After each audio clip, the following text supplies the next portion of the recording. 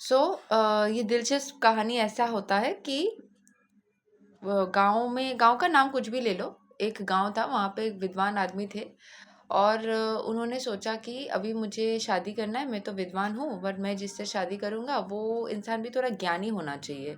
उसके पास भी काफ़ी हद तक ज्ञान होना चाहिए क्योंकि मेरे बच्चे भी उस हिसाब से ज्ञानी होंगे। तो उन्होंने एक स्वयंवर रचाया। स्वयंवर मतलब ऐसा था कि बोल सकते हो इंटरव्यू जैसा। लोग आएंगे, बात करेंगे और साथ साथ वो बात करने के बाद डिसाइड करेंगे कि किससे शादी करना है। तो फिर 10-15 लोग इंटरेस्ट लिए। उसमें से 3-4 लोगों का इंटरव्यू चलना स्टार्ट हुआ, जिसको जिनको उन्होंने बहुत ज़्यादा उनको अच्छा लगा। और इंटरव्यू के बाद में उन्होंने एक जन को फाइनल किया। अभी इंटरव्यू का प्रोसेस का उन्होंने एक कहानी लिखा कि इंटरव्यू का प्रोसेस में क्या क्या हुआ। तो उन्होंने वो 10-15 लोगों के इंटरव्यू के बारे में लिखे। तो जिनसे मतलब जो विद्वान था उसका नाम था रमेश, और जिससे उन्होंने शादी करी उसका नाम, फाइनली जो नाम आता है उसका नाम था, बाद में जानेंगे एंड में, है ना। तो फिर 10-15 लोग आए। उसमें से पहले आई श्री रूपा। श्री रूपा पहले आई। उसको पूछा गया कि तुम बताओ, तुम मुझसे शादी करने के लिए क्यों योग्य समझते हो खुद को योग्य समझने का सबसे यही सवाल था उनका, कि मुझसे शादी तो तुम करना चाहते हो तो क्यों योग्य समझते हो खुद को। ये एकमात्र सवाल रहेगा। तो उन्होंने बोला कि क्योंकि आप तो विद्वान हैं और मेरे पिताजी भी पंडित के पिता है, तो फिर हम दोनों पंडितों के फैमिली से आते हैं तो हमारी कास्ट मैच हो जाती है, तो हम शादी कर सकते हैं। तो उन्होंने बोला अच्छा, और कोई रीज़न? तो नहीं, यही रीज़न है। तो चली गई। श्री रूपा चली गई सबसे पहले। उसके बाद में आई रमती। तो रमती से उन्होंने पूछा क्या क्यों रीज़न है। तो उसने बोला मैं बहुत छोटे से आपके प्रति आकर्षित थी, मैं आपसे प्रेम करती हूँ और मुझे लगता है विवाह के लिए प्रेम सबसे ज़रूरी है, तो उसके लिए मुझे चाहिए। तो उसके बाद में बात के बाद रमती के बाद में कंचना बोल के एक जन आई। ठीक है, कंचना ने बोला कि क्या रीज़न है। तो बोला मैं विवाह योग्य हो गई हूँ और आप जैसे सिद्ध पुरुष के साथ विवाह करके मुझे मेरे भाग्य खुल जाएंगे। तो इनके अपने अपने स्वार्थ थे। सारे लोग ना अपने स्वार्थ बोल रहे थे। ऐसे ही लगभग बात के बाद उन्होंने जस्ट बता दिया कि ऐसे ही चलता रहा। और उन्होंने मेंशन तो किया सारे कहानी, बट मैं कट शॉर्ट करके बता रही हूँ कि ऐसे और भी जो लोग आए कुछ ना कुछ अपने ही स्वार्थ वाली चीज़ बोली। कोई उनसे प्रेम करता था, किसी का कास्ट मैच होता था, किसी का विवाह के लिए संबंध ढूंढना जा रहा था। मतलब कुछ ना कुछ सिमिलर रीजंस ही थे। तो अभी जब आखिरी लगभग होने वाला है उस टाइम पे कमलावती बोल के एक लड़की आई। ठीक है, तो कमलावती से पूछा कि कमलावती आप बताओ कि आप क्यों मुझसे विवाह करने के लिए आपको लगता है योग्य हो। तो कमलावती थोड़ा सा सोची कि अच्छा ऐसा सवाल पूछा जाएगा। उसने सोचा क्या पूछा जाएगा, क्योंकि वो नृत्य कर सकती थी, वो गाना गा सकती थी, वो पेंटिंग कर सकती थी, वो घर के काम सब कुछ कर सकती थी, वो खुद भी एक तरीके से एस्ट्रोलॉजी कहीं ना कहीं सीख करके वो भी ऐसा कुछ काम करती थी। मतलब उसके बारे में बहुत ज़्यादा कुछ नहीं जानते थे लोग, क्योंकि वो विद्वान अपने में ही व्यस्त था। तो सारे लड़कियों के बारे में उतना तो खोज पे नहीं किया था। इंटरनेट नहीं था ना तब के ज़माने में कि कौन कौन आ रहा है, अपना सीवी भेजो, सीवी के साथ उसका बैकग्राउंड चेकिंग करेंगे। उतना कुछ पॉसिबिलिटीज़ नहीं था ना।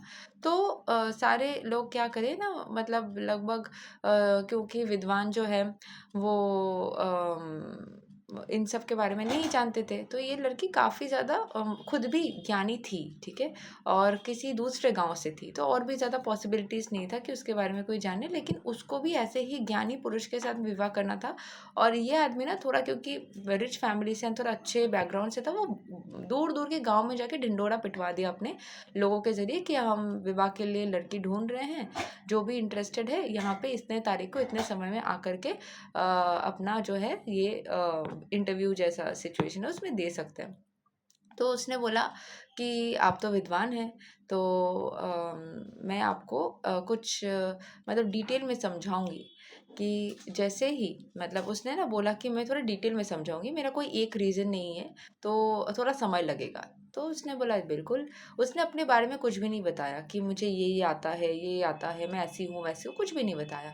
उसने बस ये बताया, कमलावती ने, कि जब भी हम दिन का शुरुआत करेंगे तो मुझे लगता है कि विवाह के पश्चात बहुत ज़्यादा इम्पोर्टेंट है कि हम अपने घर परिवार और हमारे बच्चे को अच्छा संस्कृति दे, अच्छा जीवन दे। तो मेरे कुछ कुछ ना मैं बताऊंगी कि क्यों आपसे शादी करके आप मुझसे शादी करके आपको मतलब करना चाहिए। क्योंकि हमारे बच्चे को मैं कुछ संस्कृति देना चाहूँगी, हमारे घर को कुछ कुछ तरीके से मैं बाँटना चाहूँगी और मैं उसको एग्ज़ाम्पल के तरीके से आपको समझाना चाहूँगी। तो इंसान को तो बहुत इंटरेस्टिंग लगा। आदमी बोला ठीक है, कुछ अलग टाइप का मिला है तो वो अच्छे से, क्योंकि वो बोर हो गया था एक तरीके से चीज़ें सुनते-सुनते, तो बोला हाँ ठीक है चलो बताओ।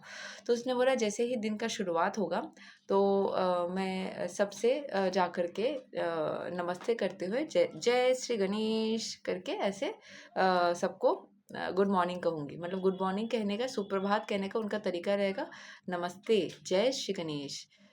या फिर आपके घर में अगर कुछ प्रचलित है ऐसे रीति रिवाज, तो हम उसके साथ में जय श्री गणेश को बोलेंगे, क्योंकि गणेश होते हैं प्रथम पूज्य। उसने बोला अच्छा ठीक है। फिर उसके बाद उसने बोला अगर कभी भी आपके जीवन में कोई भी बीमार हो गए या किसी का भी कुछ समस्या हो गया शरीर से रिलेटेड, तब हम डॉक्टर के पास तो जाएंगे, ठीक है, लेकिन उसके साथ साथ में रोज प्रतिनियत विचलित ना होकर हरे कृष्ण कृष्ण कृष्ण हरे हरे, हरे राम राम राम हरे हरे करूँगी। और साथ साथ धन्वंतरी देवता, ओम नमो भगवते वासुदेवाय धन्वंतरे अमृतकलशहस्ताय सर्वमाया विनाशनाय त्रैलोक्य नाथाय श्री महाविष्णवे नमः, इनका जाप करूंगी। ये विद्वान थोड़ा सा ना इंटरेस्ट लेने लग गया कि उसको ज्ञानी महिला चाहिए थी ना, जिसको ज्ञान है। तो ये थोड़ी हटके निकली, तो ये थोड़ा सा ना मतलब जैसे ऐसे बोली तो विद्वान थोड़ा सा इंटरेस्ट लेके बैठा। फिर बोला और क्या करोगे, और मतलब बहुत बढ़िया, आप तो बहुत अच्छा ये करो। पर हाँ यही तक नहीं, जब भी आप परेशान होगे या फिर आप बहुत परेशानी में गुस्से में रहोगे, तो मैं आपका जब खाना पकाऊंगी या आपको अगर पानी ला के दूंगी, तो उसमें मैं ओम नमः शिवाय ओम नमः शिवाय ओम नमः शिवाय का मंत्र जाप करते हुए दूंगी, ताकि शिव का शांति आपको शांत करे। तो बोला हाँ ये भी बहुत अच्छा लगा। उसके बाद जब घर में कोई भी विपत्ति होने की परिस्थिति होगी, तो मैं परेशान होकर रोकर आपके पास ना आकर उल्टा मैं बैठ करके चुपचाप मैं ओम हंग हनुमते नमः ओम हंग हनुमते नमः ओम हंग हनुमते नमः का जाप करती रहूँगी। फिर हनुमान चालीसा भी उसने सुना दिया कि हनुमान चालीसा भी हम करेंगे, वज्रांगवान करेंगे, ऐसे करके हम विपत्तियों से खुद को प्रोटेक्ट करेंगे। तो अभी विद्वान लगभग समझ गया कि अभी इसके साथ ही करना है। तो ये महिला ना धीरे धीरे करके बहुत सारे सिचुएशंस, कि जब भी आपको लगेगा कि मतलब उसने बहुत सारे कठिन मंत्र भी बोले कि शत्रु आपको आक्रमण करने आ रहे हैं, उस टाइम मैं प्रत्यंगिरा देवी को याद करूंगी। जब भी आपको लगेगा कि ऐसा होगा, ऐसे करके उसने बहुत सारे मंत्र का उच्चारण करे। तो ये आदमी बहुत हचकित हो गया कि इतने सारे महिला में तो बिल्कुल हट गया, और इससे भी मतलब जो विद्वान को लगता था कि ये ज़्यादा मतलब गुणी है, इसको ज़्यादा पता है, उससे भी ज़्यादा पता था इस स्त्री को, लेकिन कोई घमंड नहीं था, बहुत शांत प्रकृति का। तो उसने फिर पूछा कि नाम वापस से कंफर्म करी, कमलावती तुम मतलब ये क्या बोलते हैं, तुम्हारे बारे में हमने सुना क्यों नहीं, तुम जिस किसी गांव से भी हो, हमारे बारे में जैसे सब कोई जानते हैं हम ढिंडोरा। तो फिर उसने बोला जो ज्ञानी होते हैं, रियल ज्ञानी होते हैं, वो कभी ढिंडोरा पिटवाते नहीं है। उसके ज्ञान से, जैसे मैं आपके पास में आई, मैंने क्या बोला आपको, जब आपने मुझे पूछा कि क्यों मुझे आपसे शादी करनी चाहिए, तो मैंने क्या आपको बोला कि मैं ज्ञानी हूँ, मैं ये हूँ, मैं ये हूँ। मैंने अपने गुणों का प्रदर्शन किया, और उसी से आपको पता चला कि, और इसके अलावा जब हमारे मतलब बच्चे आएंगे उनको मैं जब वो बोर होंगे, ऐसे करके उसने बोला जब घर में बोर होंगे, तो उस टाइम पे मैं कुछ संगीत से उसको एंटरटेन करने की कोशिश करूँगी। जब भी मतलब आप या हमारे बच्चे या घर के सदस्य बोर होंगे कि क्या करना है और हम कहीं जा नहीं सकते और घर में ही बैठना होगा, तो उसने कुछ अच्छे से भजन सुनाया। फिर उसने बोला कि मैं कभी कभी आपको जब गिफ्ट देने का मन करेगा, तो मैं उस टाइम पे ऐसे कुछ ड्राइंग, और फिर बोला क्योंकि आप पर पुरुष है, अभी हमारे नहीं है, तो मैं आप तब का ज़माना है ना, तो मैं आपके सामने नृत्य तो नहीं करूँगी अभी, बट हाँ मैं नृत्य प्रदर्शन भी कर सकती हूँ आपके लिए स्पेसिफिकली, जब आप हमारे स्वामी, अगर आप हमारे स्वामी हो जाएंगे।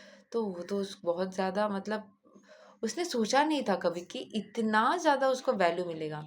तो फिर उसने खुद आकर के उसके सामने हाथ जोड़े, बोले कि मुझे लगता था कि मैं ही सबसे ज़्यादा विद्वान हूँ, आप तो मुझसे भी है, क्या आप मुझसे शादी करना चाहती है? मतलब आपने मुझे ये पूछा कि आप मुझसे मतलब उल्टा था ना यहाँ पे कि मैं क्यों आपसे शादी करूँ बताइए? क्या आप मुझसे शादी करना चाहती है और आपको क्या जानना है कि आपको कैसे? तो जब भी हम बहुत अहंकारी होते हैं ना, मतलब इस स्टोरी के एंड से क्या पता चलता है, जब हम बहुत ज़्यादा अहंकारी होते हैं या बहुत ज़्यादा ही मतलब किसी भी चीज़ को लेकर के ऐसे करते हैं ना कि मैं तो ये हूँ, बहुत ज़्यादा अहंकार दिखाते हैं, या फिर हमारा कोई स्पेसिफिक बहुत शॉर्ट टर्म उद्देश्य रहता है कि हाँ ये जो मेरी विश है, इस वजह से बहुत छोटे विशेष होते हैं तो बहुत टाइम पे वो विशेष पूरी नहीं होती। बाकी सारी स्त्रियां बहुत रूपवती थी, अच्छे फैमिलीज से भी थी, बाकी सबको अभी हमें क्या लगता है, अभी सारे लोग तो इंटरव्यू में रिजेक्ट हो गए, इस कमलावती को सिलेक्ट किया गया और इन दोनों की विवाह भी हुई। और फिर वो कमलावती बोली मुझे कुछ नहीं चाहिए, मैं तो आपको देख के, क्योंकि ये ना साइकिक जैसी भी थी, मैं तो आपको देख के ही समझ गई, नहीं तो अगर आप मुझे पसंद नहीं होते तो मैं इतने सारा डिस्क्रिप्शन देती नहीं, मैं देख के ही समझ गई आप सिद्ध इंसान है, सिद्ध पुरुष है, जो भी आप मेरे लिए अच्छे वर है, तभी मैंने इतना डिटेल में आपको समझाया, नहीं तो मैं शुरू में बोलती कि मेरे पास में कोई गुण नहीं है। तो जो जब भी मतलब ये इंसान इतनी ज्ञानी, जब उसको मतलब वो इंसान को अपने से भी ज़्यादा मिला, तो दो चीज़ हमें यहाँ पे पता चलता है कि हमेशा ना ऐसे थोड़ा सा ना रिसर्च करके शादी जब आप करते हैं, हम आजकल की दुनिया में कोई भी किसी को भी पसंद कर लेते, बोलते हैं कि बस हमें इससे शादी करनी है, प्यार हो गया है, बस इस इंसान ने कितने अच्छे से खोजा, इसीलिए उसने उसको कितना अच्छा एक वर की प्राप्ति होने की आ, मतलब एक संभावना मिली, मतलब वधु की, सॉरी, इस आदमी ने जो रमेश था इतने अच्छे से खोजा, इसलिए उसको अच्छा पत्नी मिला। तो हमें भी थोड़ा सा ना खोज पेन अच्छे से करना चाहिए, तभी हमें मिलेगा, पहला। दूसरा है कि अहंकार कि या कोई छोटा उद्देश्य अगर रखेंगे तो बहुत सारे टाइम पे ना हमें अपने जैसे बोलते सोर्स पर्पस, तो बहुत सारे समय पे हमें हमारे इच्छाएं पूरी होने में देखा जाएगा कि पूरा नहीं हो रहा है। तो जब नहीं हो रहा है तो समझना पड़ेगा, बाकी सब लोग सोचेंगे कि मैं तो इतने अच्छे फैमिली से हूँ, मुझे क्यों फिर चूज़ नहीं किया गया, कोई स्पेसिफिक रीज़न। ये कमलावती तो हमारे गांव की भी नहीं, बाकी लोग लगभग गांव से आए थे, एक दो दूसरे गांव से थे, बस ज़्यादातर गांव से ही थे।